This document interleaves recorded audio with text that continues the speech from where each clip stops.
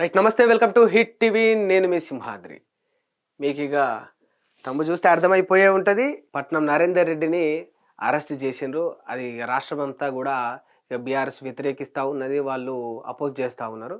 అయినప్పటికీ సరే, ఇప్పుడు గవర్నమెంట్ ఏం చెప్తా ఉన్నది, దీనికి పరోక్షంగా గవర్నమెంట్ కావచ్చు, పోలీస్ అధికారులు కావచ్చు, నిన్న ఏదైతే జరిగిందో కలెక్టర్ పైన రైతులు దాడికి యత్నించారో దాని వెనుక నరేందర్ రెడ్డి పరోక్షంగా అందులో ఉన్నాడు, వెనకాలే ఉండి దీన్ని అంతా కుట్రబన్ని నడిపించిండు అని చెప్పేసి అంటా ఉన్నాడు. ఎందుకు అంటా ఉన్నాడు, అసలు ఈ అంశం ఎందుకు వచ్చిందంటే, ఈయన మాట్లాడుతా నరేందర్ రెడ్డి గారు ఒక మాట అన్నారు.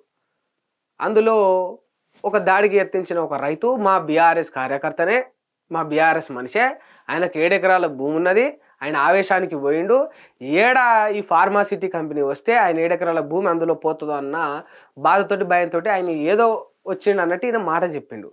సరే, మీ బీఆర్ఎస్ వాళ్ళు ఉన్నారు అంటే నువ్వు బీఆర్ఎస్ అయినవే, మీ బీఆర్ఎస్ వాళ్ళు ఉన్నారు, ఎన్నుకొని నువ్వే నడిపించినావు అని చెప్పేసి ఈయనను అరెస్ట్ చేయడం జరిగింది. అసలు సరే, మీరు అనుకున్నట్టే ఈయన కుట్రబన్నిండు అనుకున్నా, ఈయన మనిషి ఒక ఆయన బీఆర్ఎస్ ఆయనలో ఉన్నాడు అనుకున్నా, ఒక మనిషి ఉంటే ఆ ఒక మనిషి బీఆర్ఎస్ ఆయనను అరెస్ట్ చేయాలి. ఈయన బీఆర్ఎస్ ఆయన అయినందుకు మీకు అపోజిట్గా పోటీ చేసి ఇక మీకు మనస్పర్ధాలు ఉన్నందుకు ఈయనను అరెస్ట్ చేసిరంటే ఓకే, ఈయన బీఆర్ఎస్ ఆయన అయినందుకు, ఈయన ఒక మాజీ ఎమ్మెల్యే అయినందుకు వర్తబుల్. మిగతా 57 మందిలో ఒక ఆయనను తీసేసిన 56 మంది రైతులు, వాళ్ళందరూ ఏం పాపం చేసిండ్రు? వాళ్ళందరూ ఏం అన్యాయం చేసిండ్రు? రాజకీయం ఏమన్నా చేసిండ్రా? మేము దుమ్మెత్తి పోసిండ్రా? రాజకీయంగా మీ మీద కుట్ర పన్నిండ్రా? వాళ్ళందరూ రైతులు కాదా? మీరన్న లెక్కల ప్రకారమే పార్టీ వాళ్ళు ఇన్వాల్వ్ అయ్యారు అనుకుంటే మిగతా 56 మంది సామాన్యపు మామూలు రైతులు కదా. అసలు ఇదంతా గానే కాదు. ఒకవేళ పార్టీలో ఉన్నా కూడా, ఒక పార్టీలో ఉంటే ఒక వ్యక్తి రైతు కాకుండా పోతాడా? వాడు బీఆర్ఎస్లో ఉండని, కాంగ్రెస్ పార్టీలో ఉన్న వాళ్ళు రైతులు గారా? వాళ్ళు వ్యవసాయం చేయట్లేదా? భారతీయ జనతా పార్టీలో ఉన్న వాళ్ళు, కండువా కప్పుకున్న వాళ్ళు రైతులు కాకుండా పోతారా? భారతీయ జనతా పార్టీలో రైతులు లేరా? ఆ పార్టీ కండువా కప్పుకున్న వాళ్ళు వ్యవసాయం చేయట్లేదా? వాళ్ళందరూ రైతులు కాకుండా పోతారా? ఇక్కడ సమస్య ఏంటంటే, రైతులను అరెస్ట్ చేస్తున్నారు, రైతుల పైన ఇబ్బందులు చేస్తూ ఉన్నారు.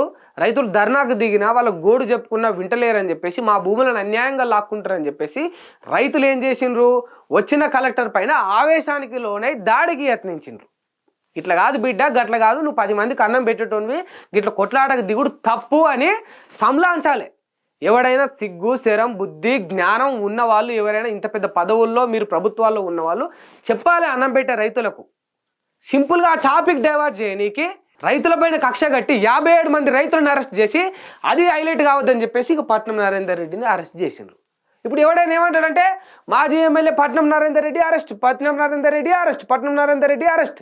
పట్నం నరేందర్ రెడ్డి వెనకాల ఇంకా 57 మంది రైతులను అరెస్ట్ చేసిండ్రు. అది కనిపించకుండా ఉండడానికి ఇట్లా ఒకటి వేసి, మసాలా వేసి దాన్ని హైలైట్ చేస్తూ ఉన్నారు. ఇది ప్రభుత్వాలు చేసేది. దయచేసి ఇట్లా చేయకండి. రైతులు నిజంగా ఏదైనా ఆవేశానికి లోనై ఉంటే వాళ్ళకి సర్ది చెప్పుండ్రి, వాళ్ళకి మామూలుగా బుద్ధి చెప్పుండ్రి. అలా గద పట్టుకొని బతిలాడుండ్రి, వినకపోతే వాళ్ళకి కాలు మొక్కుండ్రి. ఎందుకంటే అన్నం పెట్టేటోని కాలు మొక్కితే పుణ్యమే ఉంటుంది తప్ప పాపం ఉండదు మనకు. అంతేగాని ఈ రకంగా వాళ్ళకి సిప్పకూడి తినే పరిస్థితి తీసుకొచ్చాం అనుకో, మనకు ఆఖరికి సిప్ప మిలుగుతుందని ప్రభుత్వాలు గుర్తుపెట్టుకోవాలి. హిట్ టీవీ యాప్ ని డౌన్లోడ్ చేసుకోండి. ఇందులో short news, live news, entertainment movies అన్ని అవైలబుల్ గా ఉన్నాయి. Please download hit TV app. Hit TV యాప్ని ఫ్రీగా డౌన్లోడ్ చేసుకోండి.